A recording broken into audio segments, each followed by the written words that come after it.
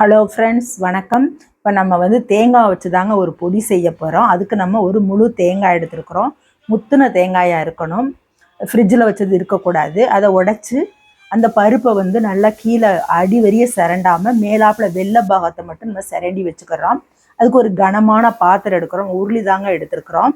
இப்போ அதை ஒரு 5 நிமிஷம் ஈரப்பதம் போகிற அளவுக்கு ஃபஸ்ட்டு ஹையில் வச்சு வதக்கிட்டு அப்புறம் நம்ம மீடியத்தில் வச்சுக்கிறலாம்.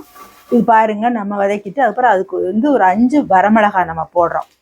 வரமிளகாய் போட்டு அதையும் நம்ம வதக்குறோம். பார்த்தீங்கன்னா இது நல்லா சாப்பிட்றதுக்கு ரொம்ப டேஸ்ட்டாக இருக்கும். சாப்பாட்லேயும் போட்டு சாப்பிட்டுக்கலாம். மற்றபடி சப்பாத்தி, இட்லி, தோசையெல்லாம் சாப்பிட்டுக்கலாம். சாதத்தில் போடும்போது கொஞ்சம் எண்ணெய் ஊற்றி சாப்பிட்டா செம்ம டேஸ்ட்டாக இருக்கும் தேங்காய் எண்ணெய் சாப்பிட்டா. அப்புறம் இஞ்சி ஒரு துண்டு, அதை பொடிப்பொடியாக அதையும் கட் பண்ணி போடுறோம். ஒரு கொத்து கருவேப்பிலை, 1 ஸ்பூன் மல்லி, ஒரு அரை ஸ்பூன் குருமிளகு போடுறோம்.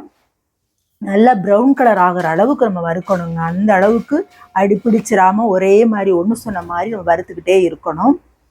அப்புறம் கொஞ்சம் போல் வாழம்புளி, அதையும் கொஞ்சம் போல் லாஸ்ட்டு அதையும் போட்டு வறுத்துட்டு, புளி அளவும் கூடிடக்கூடாது, ஏன்னா புளிச்சு போயிடும். ஒரு அளவுக்கு இப்போ ஒரு தேங்காய் எடுத்துருக்குறவங்க அதுக்கு தான் இந்த அளவு. நீங்கள் 2 தேங்காய் 3 தேங்காய் எடுத்தீங்கன்னா கூடுதலாக நீங்கள் எல்லாமே போட்டுக்கிறணும்.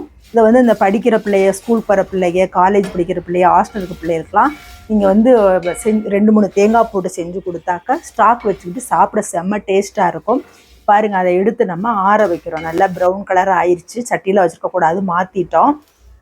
ஆற வச்சுட்டு இதை மிக்சியில் போட்டு நம்ம ரிவர்ஸில் விட்டு ஒரு 5-6 தடவை நம்ம விட்டு எடுக்கிறோங்க. ஏன்னா கையில் வச்சுட்டாக்கா அது எண்ணெய் பிரியறதுக்கு சான்ஸ் இருக்குது.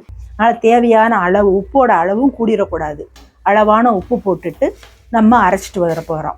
பாருங்கள், அரைச்சி சாப்பிட்டு பார்த்தீங்கன்னா வாயில் போட்டால் குளுக்கோஸ் மாதிரி கரையிற மாதிரி இருக்குங்க. செம்ம டேஸ்ட்டாக இருக்கும். நீங்கள் இது மாதிரி செஞ்சு பாருங்கள். செஞ்சு பார்த்துட்டு கமெண்ட்டில் சொல்லுங்கள். ஷேர் பண்ணுங்கள், சப்ஸ்கிரைப் பண்ணுங்கள். தேங்க்யூ. வாழ்க வளமுடன். மற்றுமொரு நம்ம பயனுள்ள வீடியோவில் சந்திப்போம்.